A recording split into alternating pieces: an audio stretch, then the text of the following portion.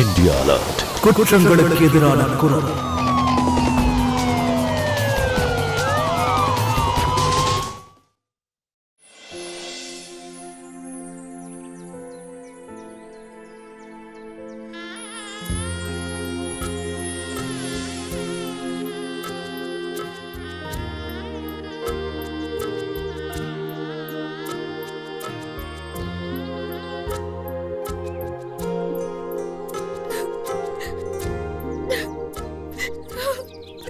போதும் நிறுத்து, ரொம்ப ஓவர் ஆக்டிங் ஆகுது. நீ இருக்கியே, உனக்கு தான் தெரியும்ல, கல்யாணம் பண்ணிக்கிறது என்னுடைய பெரிய கனவா இருந்துச்சு. அப்புறம் இன்னைக்கு தான் அந்த கனவு நிறைவேறிச்சு. எப்படி அழுக வரும் சொல்லு? அதான் கொஞ்சம் டிராமா பண்ண வேண்டியதா இருந்துச்சு.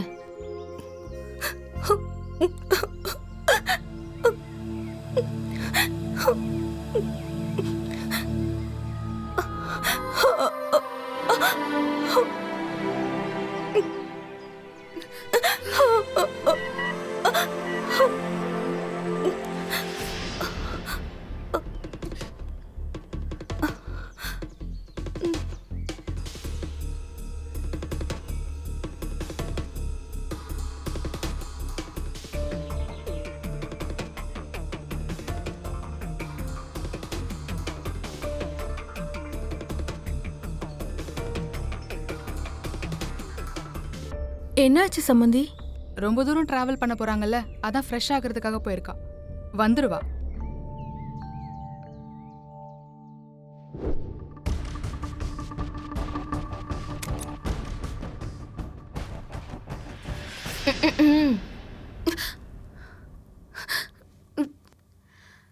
சாரிடி, இவர் எப்பவுமே அப்படிதான்.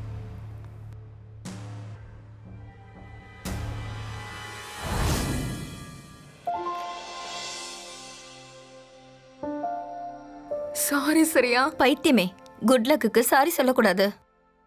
உண்மையை சொல்லட்டுமா, எனக்கும் எப்பயுமே என் கூடவே இருக்கிற புருஷன் தான் வேணும். இன்ஃபேக்ட் உன் புருஷனோட அதிகமா. அதுக்கு என்ன, நீதான் எந்த சான்ஸையும் விட மாட்டல்ல? எங்க அது? அத குடு. நான் நேத்து தான் ஆர்டர் பண்ணேன். சீக்கிரம் எடுத்துட்டு வா.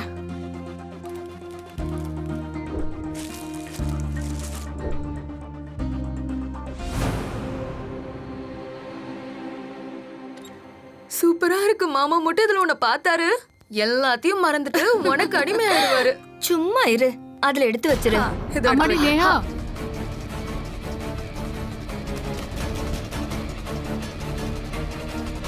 நீ ஒரு வேலை பண்ணு, இதை எடுத்துட்டு போய் என் பேக்ல வச்சிரு. சரியா? சரி. அம்மா, இதோ வந்துட்டேன். சீக்கிரம்.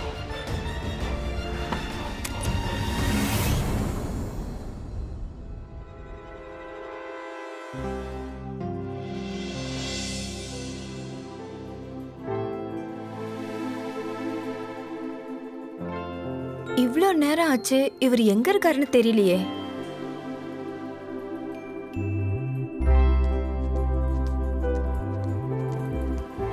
அவர் வரார் போல இருக்கு.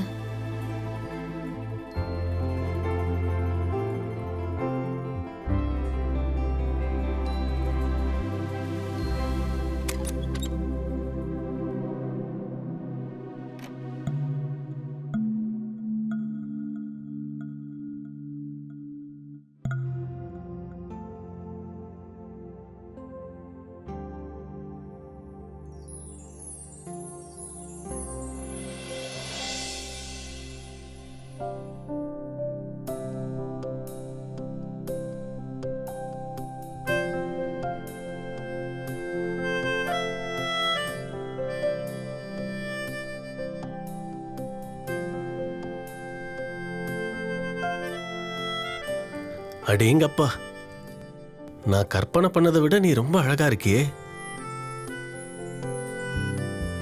உனக்காக நான் ஒரு கவிதை எழுதியிருக்கேன், சொல்லவா?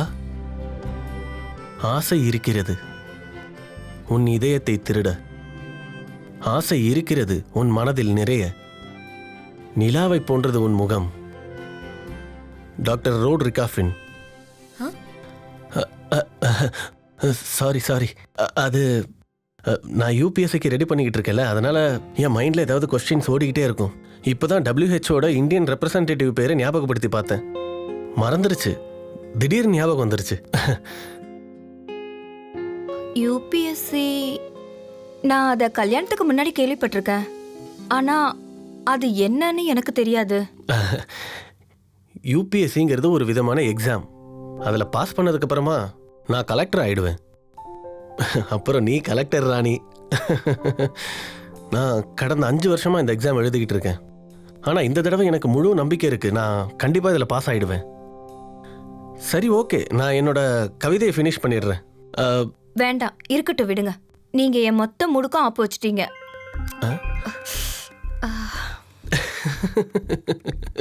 சாரி, அது மம்மி சொன்னாங்க கல்யாணத்துக்கு அப்புறம் படபடன்னு பேசாத, கொஞ்சம் வாயை மூடிட்டுருன்னு சொன்னாங்க. ஆனா நான் இருக்கேனே, என்னோட பழக்கமே இதான். ஏதாவது மறந்துருந்தா ஏதாவது உளறிட்டே இருப்பேன். அப்புறம் தெரியுமா இதனால என்ன காலேஜை விட்டு ரிஸ்கிரேட் பண்ணிட்டாங்க. அப்புறம் தெரியுமா இப்பவும் தொண பேசிட்டு இருக்கேன். ஐயோ, அட நல்லாதான் இருக்கு. உனக்கு அதிகமாக பேசுகிற பழக்கம் இருக்கு, அப்புறம் நான் குறைவா பேசுவேன். நம்ம ஜோடி பொருத்தம் கரெக்டாக இருக்கும்.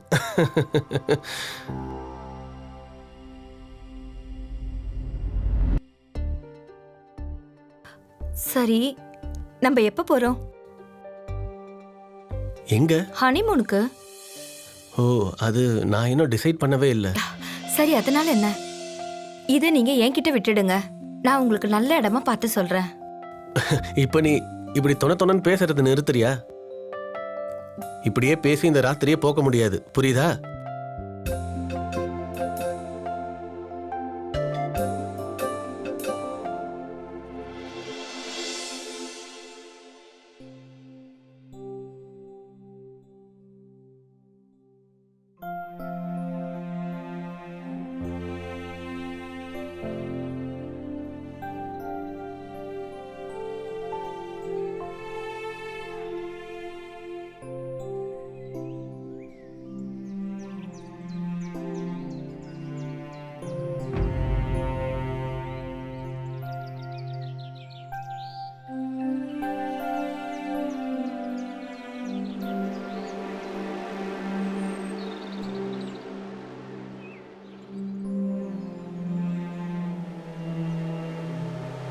அம்மா, நீ யாரு? அண்ணி, நான் நவீன். அது நானும் ரிஷியும் யூபிஎஸ்சி கோச்சிங்கில் ஒன்றா தான் படிச்சுக்கிட்டு இருக்கோம். மருமகளே,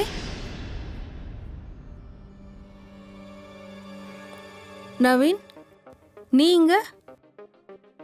நான் சொன்னேன்ல ரிஷி வெளியே இருக்கான்னு. ஆண்டி, அது நான் அன்னைக்கு குட் மார்னிங் சொல்லலான்னு தான் இங்கே வந்தேன். நான் இப்போது கிளம்பிட்டேன். சரிங்க, நீ கிளம்புறேன். பாய். அப்புறம் மருமகளே, என்ன இது? நீ இன்னுமா ரெடி ஆகல? இங்க நமக்கு ஒரு பாரம்பரியம் இருக்கு. மருமக 6 மணிக்கு குளிச்சு ரெடி ஆயிடணும்.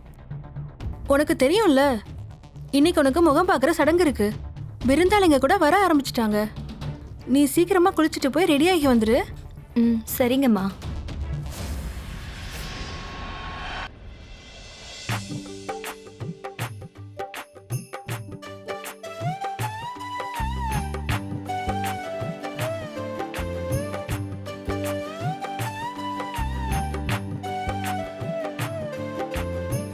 சும்மா சொல்லக்கூடாது ரத்னா. உன்னோட மருமக அப்படியே அந்த நிலா மாதிரி. எல்லாம் அந்த கடவுளோட கருணை. சொல்லுவாங்கல்ல, ஒரு ஜோடியை இணைக்கிறது கடவுள் தானே. அப்புறம் என்ன மருமகளே, சீக்கிரமா ரத்னாக்கு ஒரு குழந்தைய பெத்து கொடுத்துரு. கொடுப்பல்ல? சித்தி, அட நீங்க என்ன அதுக்குள்ள இப்படிலாம் பேச ஆரம்பிச்சிட்டீங்க? குழந்தைய பத்தி இன்னும் 2 வருஷத்துக்கு எங்களால யோசிக்க முடியாது. அட, குழந்தைய பத்தி யோசிக்க மாட்டேன்னா அப்புறம் எதுக்கு நீ கல்யாணம் பண்ணிக்கிட்ட? இங்க பாருங்க சித்தி, குழந்தைய மிருகங்க கூட பெத்துக்குது. ஆனா குழந்தையோட பொறுப்பை நம்ம தலையில ஏத்துக்கிறதுக்கு முன்னாடி முக்கியமான விஷயம் நாம நம்ம கனவை நிறைவேற்றிக்கிறது. அப்பதானே அவங்கள நல்லபடியா வளர்க்க முடியும். அதனால நான் முதல்ல IAS ஆகணும். ஒரு தடவை IAS ஆயிட்டேன், அப்புறம் இந்த விஷயத்தை எல்லாத்தையும் பொறுமையா பாத்துக்கலாம். சரி வா மருமகளே, கிச்சனுக்கு வா. உன் கையால் அல்வா செஞ்சு எல்லாருக்கும் கொடு. இது நம்ம வீட்டு சடங்கு.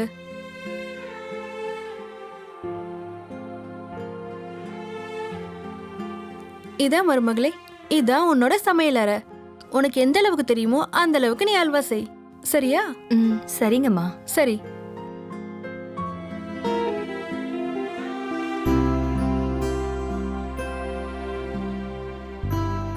இன்னைக்கு ரிஷி என் மனசை ஜெயிச்சிட்டாரு.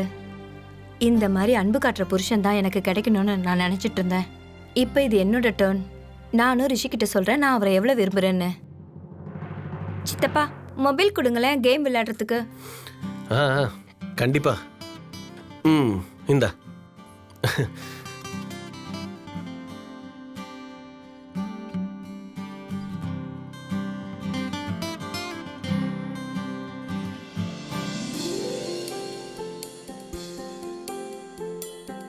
ரிஷி பேபி,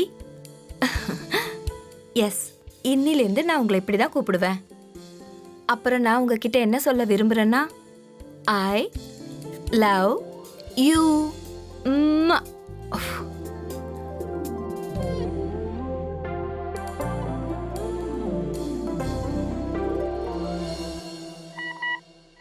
ரிஷி பேபி, எஸ், இன்னிலேருந்து நான் உங்களை இப்படி தான் கூப்பிடுவேன்.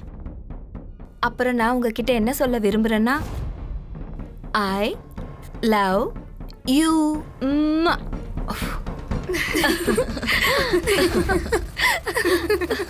ஆமா, என்ன இப்படி சிரிக்கிறீங்க? அடேங்கப்பா ரத்னா, உன் பையனும் மருமகளும் உண்மையிலே ரொம்ப மாடர்னா இருக்காங்க. கண்ணா, அந்த வீடியோவை கொஞ்சம் நீ அவங்களுக்கு போட்டு காட்டு. ரிஷி பேபி, எஸ், இன்னிலேருந்து நான் உங்களை இப்படி தான் கூப்பிடுவேன். அப்புறம் நான் உங்ககிட்ட என்ன சொல்ல விரும்புகிறேன்னா, ஐ லவ் யூ.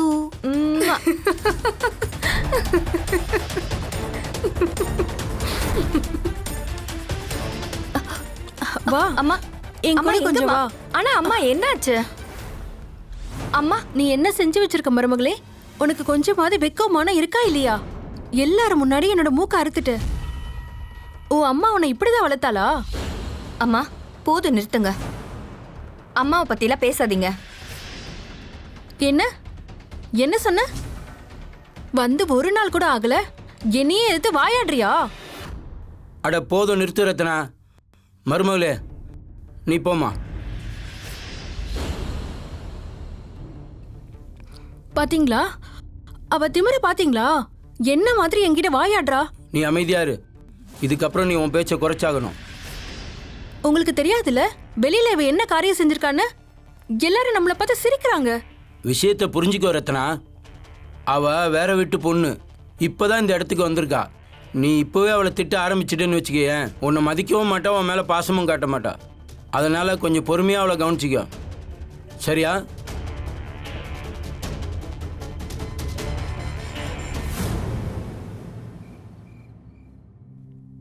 அண்ணி, ஆ, நான் வீட்டுக்கு போகட்டுமா?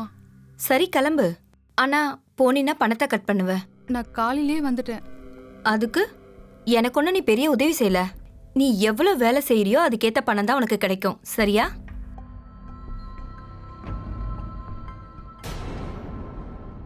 இங்க பாரு, உன் புருஷன் ஃபோன் பண்ணிருக்காரு. உன் பையனுக்கு உடம்பு சரியில்லை, பையனுக்கு ஜுரம் அதிகமாயிடுச்சான். நீ வீட்டுக்கு போய் அவனை பாத்துக்க. ம்? அட, மீதி வேலைக்கு தான் மருமக இருக்கால, அவ பண்ணிப்பா. நீ போயிட்டு வா. ஆ,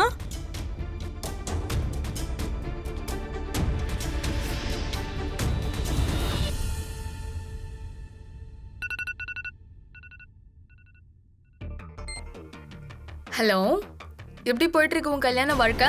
நான் எப்படி நினைச்சேன்னா அந்த மாதிரி சுத்தமா கிடையாது. ஏன், என்ன ஆச்சு? இல்லடி, நான் நினைச்ச கல்யாணத்துக்கு அப்புறம் புருஷன் கூட ஃபுல்லா ரொமான்ஸ் பண்ணலான்னு. ஆனா இங்க புருஷனை விட மாமியார் வீட்டு நம்பிக்கையை அனுபவிச்சுட்டு இருக்கேன்னு.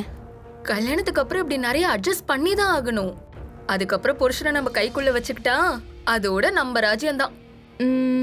நீ சொல்றதும் ஒரு வகையில சரியா தான் இருக்கு. சரி, இங்க பாரு, நான் உனக்கு வீடியோ கால் பண்றேன், உன்கிட்ட உனக்கு காட்டணும். ஆ, ஓகே.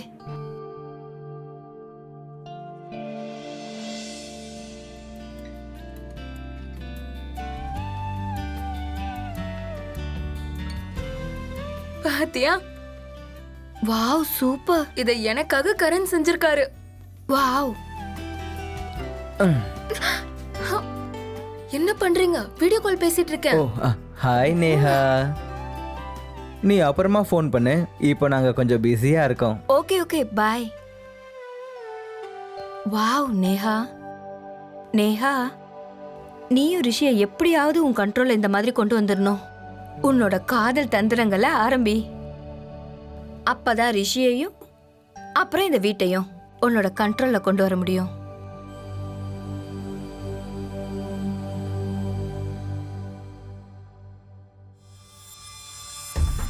மருமகளே, கொஞ்சம் இங்க வாயேன். சொல்லுங்கம்மா. தலைலாம் ரொம்ப வலிக்குது, கொஞ்சம் எண்ணெய் வச்சு விடுறியா?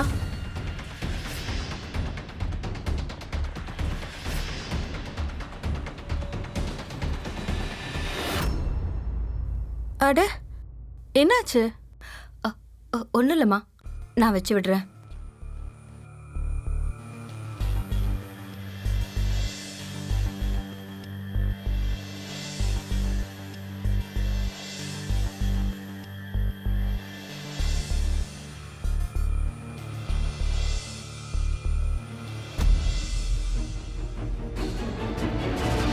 நான் என்ன நினைச்சு மாமியார் வீட்டுக்கு வந்தேன்? இங்க என்ன நடக்குது? நாள் முழுக்க சமையல் அறையில வேலை, இப்ப இவங்களுக்கு சேவை.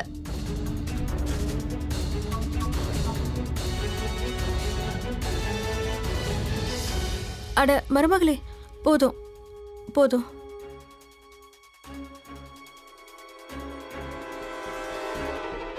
எங்க பாருமா, இந்தம்மா. அம்மா, இதெல்லாம் எதுக்கு? வச்சுக்க, நல்லதுக்கு தான், வச்சுக்க.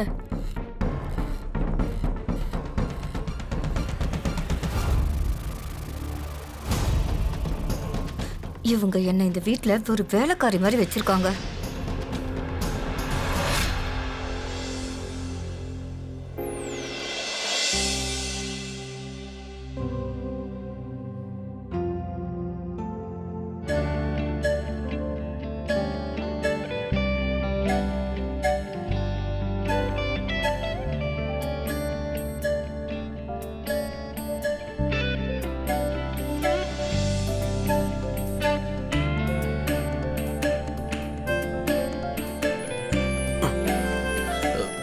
நேஹா, நேஹா, நீ என்ன பண்ற?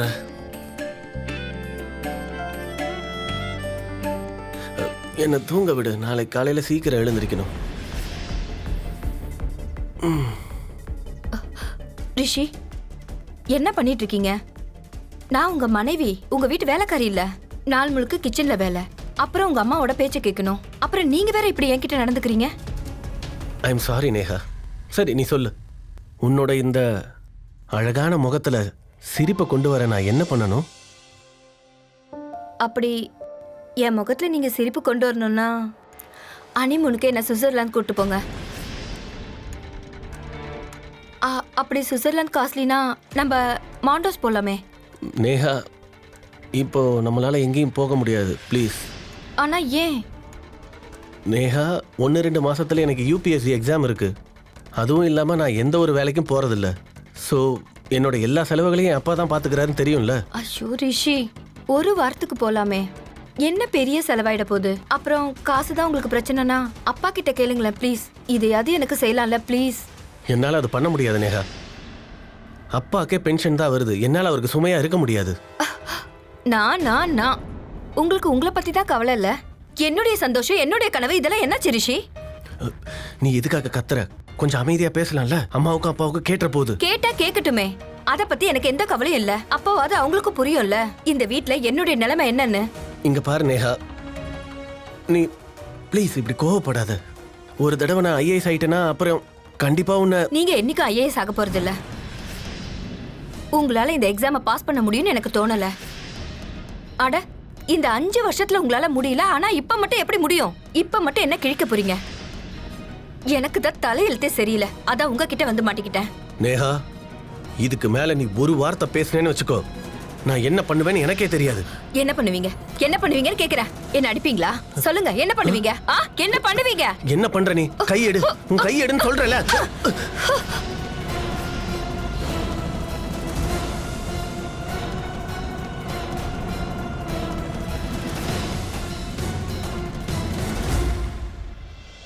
இன்னைக்கு அம்மா அத்தை கிட்ட இருந்து ஃபோன் வந்தது.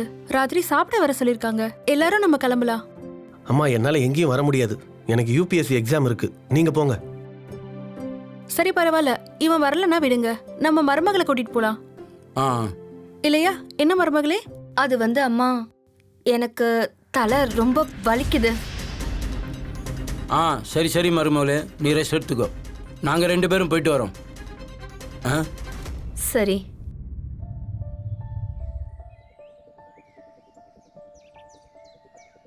நாங்கள் போயிட்டு வரோம்மா. அன்னைக்கு ராத்திரி ரிஷி மேல ரொம்ப கோவப்பட்டுட்டேன். ஆனா இன்னைக்கு நல்ல வாய்ப்பு. நான் ரிஷியை சமாதானப்படுத்துறதுக்கு இது ஒரு நல்ல வாய்ப்பு. கதவு சாத்திக்க மருமகளே. ம். வந்து 2 நாள் கூட ஆகல, அதுக்குள்ளே பொய் சொல்ல ஆரம்பிச்சிட்டா. இதில் என்ன மழையா முழுகிட போகுது? ஏன் நீ பண்ணதை மறந்துட்டியா என்ன? அந்த நேரத்தில் நம்ம என்னென்னலாம் போய் சொல்லியிருக்கோம். வாயை மூடுங்க. போங்க.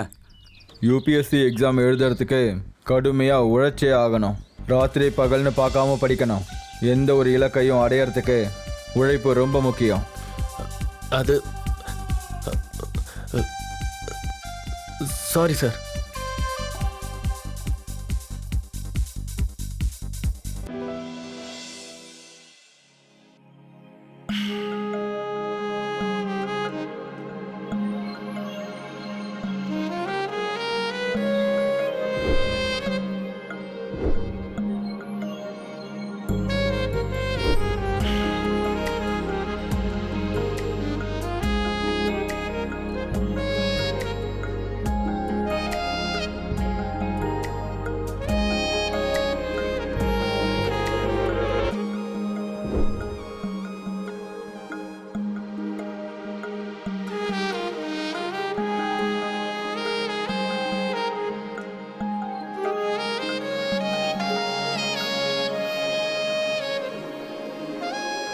ரிஷி,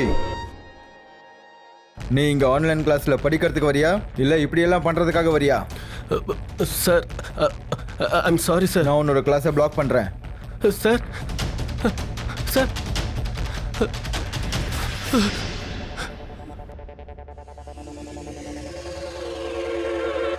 கிட்ட வராத, தள்ளிப்போ. எதுக்கு என் தலையில ஏறி உட்கார்ற? இங்க எது போய் தொலை.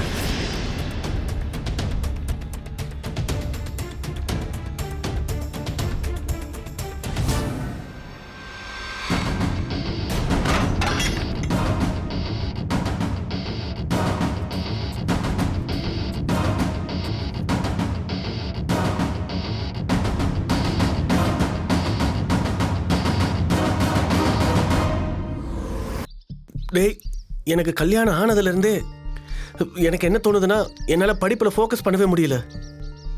ஒரு பக்கம் படிப்பில் அவ்வளோ ஸ்ட்ரெஸ், அதுக்கப்புறம் அந்த நேஹா எல்லா விஷயத்தையும் தப்பாக புரிஞ்சுக்கிறதுக்கு ரெடியாக இருக்கா. ஆனால் ஏன்? அடா, நான் எப்பவுமே அவளை எல்லா நேரத்துலையும் சந்தோஷமாக வச்சுக்கணும்னு நினைக்கிறா. படிப்பில் கவனமே வர மாட்டேங்குது. டேய், கல்யாணம் பண்ணியிருக்க, அப்போ உன் கடமையை செஞ்சு தானே ஆகணும். நீயும் சரியாக தான் சொல்கிற. அப்போ நான் என்ன பண்ணுறதுன்னு நீயே சொல்லு. சரி, நீ ஒரு வேலை பண்ணு. அண்ணியை இன்னைக்கு சாயந்தரம் எங்கேயாவது வெளியே சுற்றி பார்க்க கூட்டு போ. அவங்க கூட நிறைய டைம் ஸ்பெண்ட் பண்ணு. அவங்க கூட நிறைய விஷயங்கள் பேசு. அப்புறம் அவங்களுக்கு கொஞ்சம் புரிய வைக்க முயற்சி பண்ணு. குட் ஐடியாடா. எனக்கு ஒரு ரெசார்ட் தெரியும்டா, நான் உனக்கு ரிசர்வேஷன் பண்ணி வைக்கிறேன். அவங்களே உனக்கு கால் பண்ணுவாங்க. டேய் நவீன், அது வந்து என்கிட்ட சுத்தமாக பணமே இல்லைடா. கொஞ்சம் பணம் கடனாக கொடுறா ப்ளீஸ். இந்த விஷயத்துக்காக அப்பா கிட்ட போய் பணம் கேட்க முடியாதுல்லடா. சரி, ஓகே, கொடுக்குறேன். ஆனால் ஒரு கண்டிஷன், அடுத்த மாதம் எனக்கு மொத்த பணமும் திரும்ப வந்தாகணும். Thank you so மச்டா.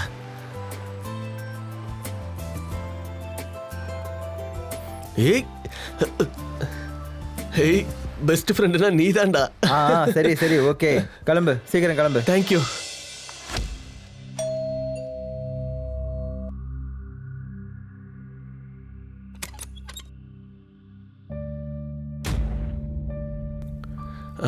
நேஹா, இங்க பாரு. என்கிட்ட டைம் கிடையாது. ஒரு கப் டீ கிடைக்குமா ப்ளீஸ்?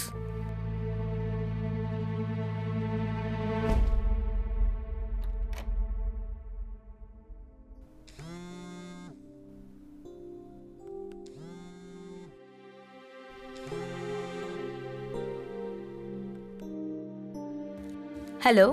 ஹலோ, மிஸ்டர் ரிஷி கிட்ட பேசலாங்களா? மேடம், அவர் இப்போ இங்கே இல்லை. ஆனால் சொல்லுங்க, நான் அவரோட மிஸ்ஸஸ் தான் பேசுகிறேன். மேடம், நான் ராயல் ரெசார்ட்ல இருந்து சாக்ஷி பேசுறேன். அவருக்கு நான் ஃபோன் பண்ணதுக்கு காரணம், இன்னைக்கு ஈவினிங் மிஸ்டர் ரிஷி ஹனிமூன் சூட் புக் பண்ணியிருந்தாரு. அது கன்ஃபார்ம் ஆயிடுச்சு.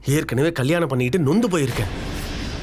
அவளை நீங்களே சமாளிங்க சரியா? தயவு செஞ்சு என்ன ஆள விடுங்க, நான் கிளம்புறேன்.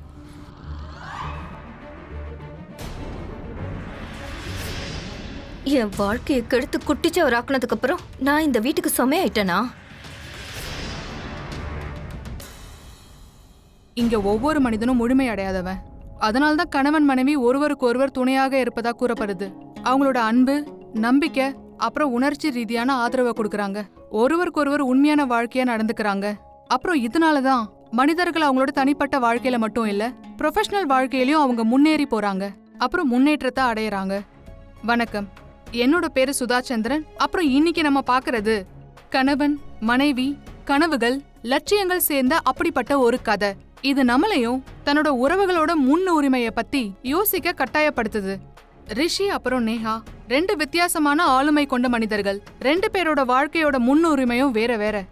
அவங்க 2 பேருக்குள்ள இருக்கிற மனக்கசப்புக்கு காரணமும் இதுதான். நாளுக்கு நாள் ரிஷி நேஹாக்குள்ள இருக்கிற விரிசல் அதிகமாகிட்டே போகுது. அப்புறம் என்ன, இவங்க 2 பேருக்குள்ள இருக்கிற விரிசல் அந்த அளவுக்கு போயிடுமா? ஒரு படுகுழியா மாறிடுமா? அதுல ரிஷி அப்புறம் நேஹாவோட நிம்மதியான வாழ்க்கை வீணா போயிடுமா என்ன? வாங்க பார்க்கலாம். வர யார் இப்படி சும்மா பெல் அடிச்சிட்டே இருக்கீங்க? அட கொஞ்சம் இருங்க, வர சொல்றல. சர்ப்ரைஸ்! ஷாலினி, நீயா? எப்படி இருந்துச்சு என்னோட சர்ப்ரைஸ்? ரொம்ப நல்லா இருந்தது. உள்ள போலாம். போலாம்.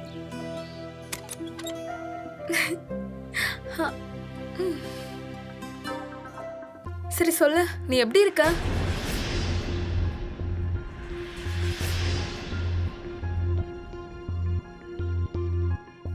எதுவும் சரியில்லை ஷாலினி.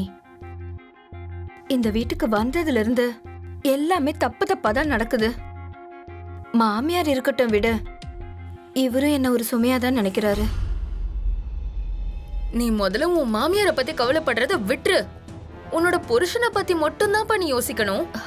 ரிஷி, உனக்கு தெரியுமா ஷாலினி, ரிஷி என்ன நேருக்கு நேர் பார்த்து கூட பேச மாட்டாரு.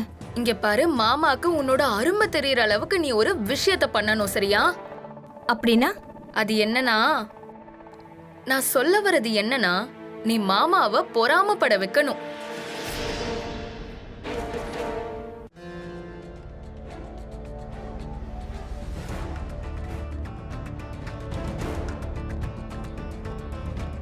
அப்புறம் நவீன், எப்படி இருக்க? அட அண்ணி, நீங்கள் அங்கேயே நிற்கிறீங்க, இங்கே வாங்க.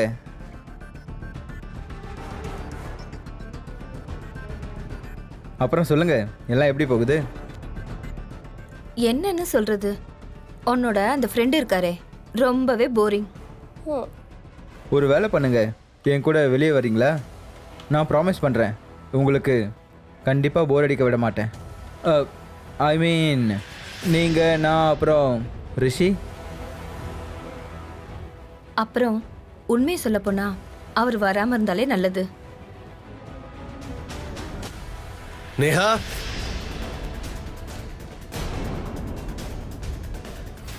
நேஹா, உங்ககிட்ட எத்தனை தடவை சொல்லியிருக்கேன், அட்லீஸ்ட் படிக்கிற நேரத்துலயாச்சும் டிஸ்டர்ப் பண்ணாம இரு ப்ளீஸ். சரி, நான் உங்களை டிஸ்டர்ப் பண்ண மாட்டேன்.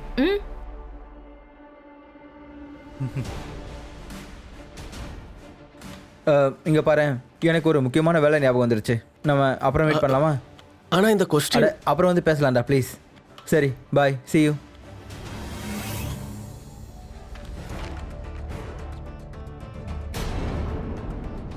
இதை யாரு வீசினது? நீ எந்த அளவுக்கு என்ன பார்க்கணும்னு துடிக்கிறியோ, நான் அதை விட அதிகமா உன்னை பார்க்கறதுக்கு துடிச்சிட்டு இருக்கேன். இப்ப என்னுடைய இந்த டென்ஷனுக்கு வைத்தியம் உன்கிட்ட தான் இருக்கு. இன்னைக்கு சாயந்தரம் 4 மணிக்கு சென்ட்ரல் பார்க்குக்கு என்னை வந்து பாரு. நான் உனக்கு வாக்கு கொடுக்குறேன், இன்னைக்கு சாயந்தரத்தை உன்னால என்னைக்கும் மறக்க முடியாது. உன்னோட நவீன். ஐயோ கடவுளே, இந்த ஆம்பளைங்க கிட்ட இருக்கிற பிரச்சனையே தான், ரொம்ப சீக்கிரமாவே தப்பாவே எடுத்துக்கிறாங்க. நவீன், வேற ஏதாவது யோசிக்கிறதுக்கு முன்னாடி இந்த தவறான எண்ணத்தை நான் சரி பண்ணி ஆகணும்.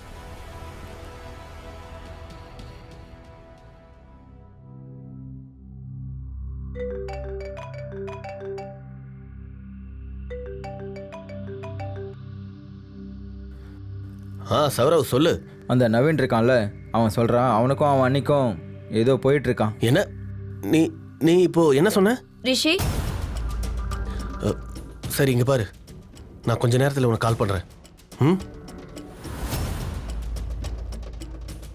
அது வந்து எனக்கு ஆக்சுவலாக கொஞ்சம் பொருள்லாம் வாங்க வேண்டியது இருக்கு. நான் வெளியில் போயிட்டு வந்துடுறேன். அது சரி, அப்படி என்ன திங்ஸ் வாங்க போற நீ? என்கிட்ட சொன்னா நான் வாங்கிட்டு வர போறேன். ஏன் இன்னைக்கு நீங்கள் படிக்கலையா? ஆ, ஆ, நானே போய் வாங்கிட்டு வந்துடுறேன், நீங்கள் படிங்க.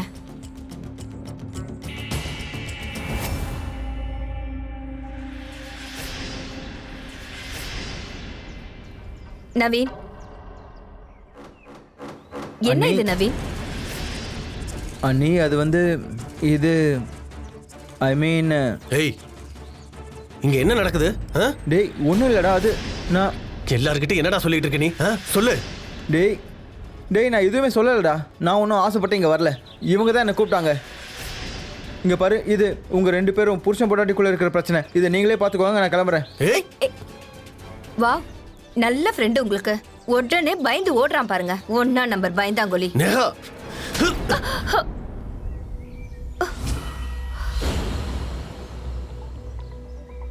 இங்க பாருங்க, உங்க ஃப்ரெண்டு தான் இந்த லெட்டர் எழுதி அனுப்பிச்சான். அவனோட தப்பான எண்ணத்தை சரி பண்ண தான் இங்க வந்தேன்.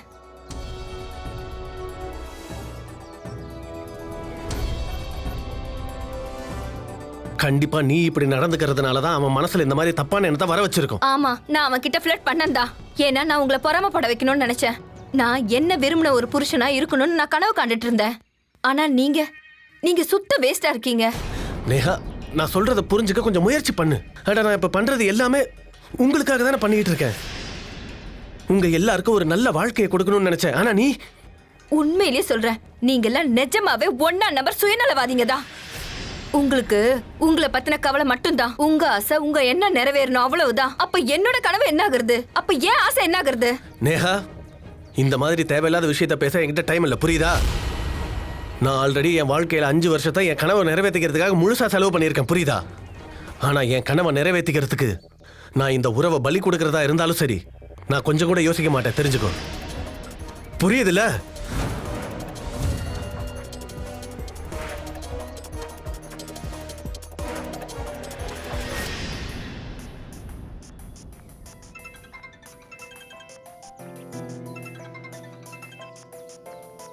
ஹலோ, நீ மாமாவை பொறாமப்பட வச்சியா இல்லையா? நான் அவரே இல்ல, அவர் என்னை எரிய வச்சு சாம்பல் ஆக்கிட்டு போயிட்டாரு. நீ என்ன சொல்ற? சரி இங்க பாரு, எனக்கு தெரிஞ்சிருச்சு ரிஷி கிட்ட இருந்து எனக்கு என்ன வேணும்னு. என்ன? பழிக்கு பழி. உண்மையான உறவுகளோட அடித்தளத்துல தன்னலமற்ற அப்புறம் சுயநலமற்ற அன்பு இருக்க வேண்டியது ரொம்ப முக்கியம். ஆனா வேதனை என்னன்னா, ரிஷி அப்புறம் நேஹாவோட உறவுல உண்மையான பாசம் மறைஞ்சே போச்சு. அன்பு இருக்க வேண்டிய இடத்துல எக்ஸ்பெக்டேஷன்ஸ், அதாவது எதிர்பார்ப்புகள் இருந்தது. இவங்க 2 பேரும் அவங்க ஃப்ரெண்ட்ஸ் கிட்ட இந்த எதிர்பார்ப்புகளோட இருந்தாங்க, ஒருத்தருக்கு ஒருத்தர் அவங்களோட கனவுகளை புரிஞ்சுப்பாங்கன்னு. அதனால ஒருத்தரோட ஒருத்தர் கனவுக்கு அவங்க மரியாதை கொடுக்கறதையே மறந்துட்டாங்க. இதனால நேஹா அப்புறம் ரிஷியோட இந்த உறவோட செயல், அதாவது ஒரு பயங்கரமான விளைவுக்கு தள்ளப்பட்டுருச்சுங்க. கண்ணா, உன்னோட எக்ஸாம் ஏற்பாடுலாம் எப்படி போயிட்டு இருக்கு? நல்லா போயிட்டு இருக்குப்பா. இந்த தடவை கண்டிப்பா பாஸ் ஆயிடுவேன்ற முழு நம்பிக்கை எனக்கு இருக்கு. வாவ், நல்ல விஷயம்பா.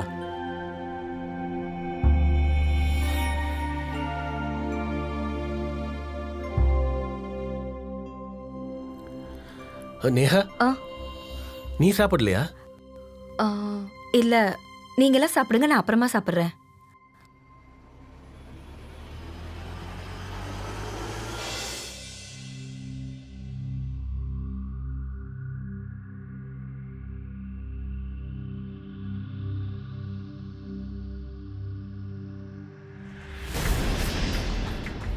ஓ, 2 மணி ஆயிடுச்சு. இன்னைக்கு என்னோட எக்ஸாம் ஆச்சு. இந்த அலாரம் ஏன் அடிக்கல? அம்மா, அப்பா,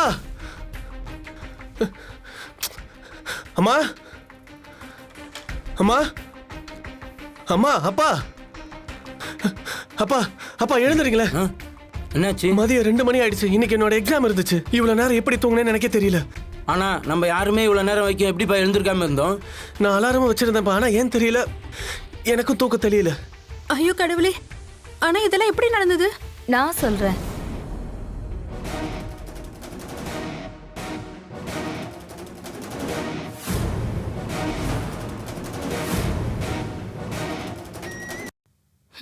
நீங்க எல்லாரும் ஏன் இவ்ளோ நேரம் தூங்கிட்டு இருந்தீங்கன்னா, நேத்து ராத்திரி நீங்க சாப்பிட்ட சாப்பாட்டுல நான் தூக்க மாத்திரையை கலந்து கொடுத்துட்டேன்.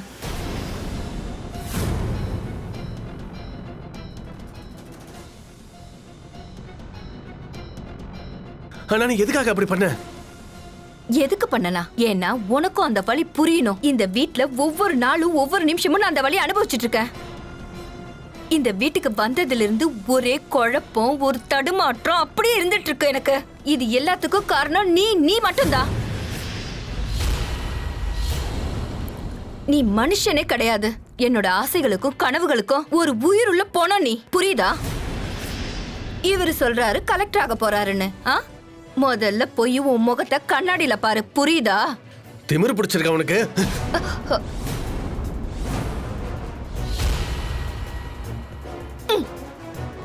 என்ன தைரியம் இருந்தா நீ என் மேல கை ஓங்குவ? ஏய், என்ன தைரியம் இருந்தா என் புள்ள மேல கை வாங்கிருப்ப? தைரியம்? இது வரைக்கும் என் தைரியத்தை நீங்க என்ன பாத்தீங்க? எனக்குள்ள எவ்வளவு தைரியம் இருக்குன்னு நீங்க இப்ப எல்லாம் பாப்பீங்க. பாத்துட்டே இருங்க.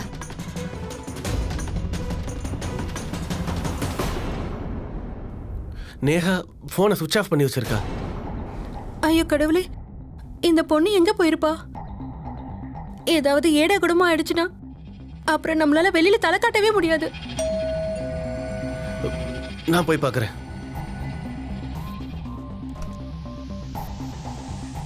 மேடம், இவர் தான் என்னோட புருஷன். அப்புறம் உள்ள வாங்க, உள்ள வாங்க. மேடம், இவங்க தான் என்னோட மாமனார் மாமியார். இவங்க பேச்ச கேட்டுதான் என் புருஷன் என்ன அடிச்சு மிதிச்சு என்ன கொடுமைப்படுத்துறாரு. நான் இவளை அடிக்கலாம் இல்ல. எங்களுக்குள்ள ஒரு சண்டை நடந்துச்சு. ஆனா அப்போ இவதான் என்ன அடிச்சாலே தவிர நான் இவளை அடிக்கவே இல்லை மேடம். மேடம், இவனை நம்பாதீங்க. இவன் 1ஆம் நம்பர் ஃப்ராடு. முதல்ல இந்த ஆளு என் தலைமுடிய புடிச்சு இழுத்தான். அப்புறம் என் வயித்துல எட்டி எட்டி ஓதிச்சா மேடம்.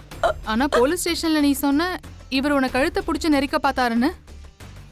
ஆமா மேடம், ஆமா, அவர் அதையும் செஞ்சாரு. ஆனா அதுக்கப்புறம் தான் இதெல்லாம் செஞ்சாரு. இந்த ஆளு தான் மேடம் அடிச்சாரு. கொஞ்சம் இங்க வாமா. உன்னோட புருஷன், உன்னோட மாமியார் மாமனார் எல்லாரும் நல்லவங்க மாதிரி தெரியுறாங்க. ஒரு முடிவு எடுக்கிறதுக்கு முன்னாடி உங்ககிட்ட ஒன்று சொல்லிக்கிறேன். நீ ஏடாகூடமா ஏதாவது செஞ்சு தப்பு செய்யாத அவங்களோட வாழ்க்கை நாசமா போகக்கூடாதுங்க. அப்புறம் ஒரு விஷயம், இந்த கேஸை நான் நல்லா விசாரிப்பேன். அப்படி நீ தான் போய் சொல்லி இவங்களை வேணும்னே மாட்டி விட்டேன்னு தெரிஞ்சிச்சு, அதுக்கப்புறம் நான் உன்னை சும்மா விட மாட்டேன்.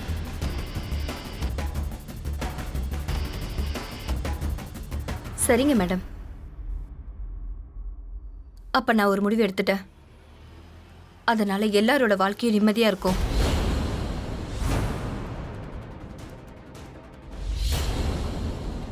நீ என்ன முடிவு பண்ணியிருக்க? இதான், இனிமே என்னோட வாழ்க்கைய உன் கூட என்னால வாழ முடியாது. இங்க பாரு மருமகளே, அவசரப்பட்டு எந்த முடிவும் எடுத்துடாத. பொறுமையா யோசிச்சு எந்த முடிவா இருந்தாலும் எடுக்கணும். நான் ரொம்ப யோசிச்சுட்டேன், தெரிஞ்சுக்கிட்டேன். அப்பதான் நான் ஒரு விஷயத்த நல்லா புரிஞ்சுக்கிட்டேன். இந்த வீட்டோட 4 சுவத்துக்குள்ள இந்த உறவுல எனக்கு மூச்சு அடைக்குது. அதனால இந்த ஆளுகிட்ட இருந்து எனக்கு டிவோர்ஸ் வேணும்.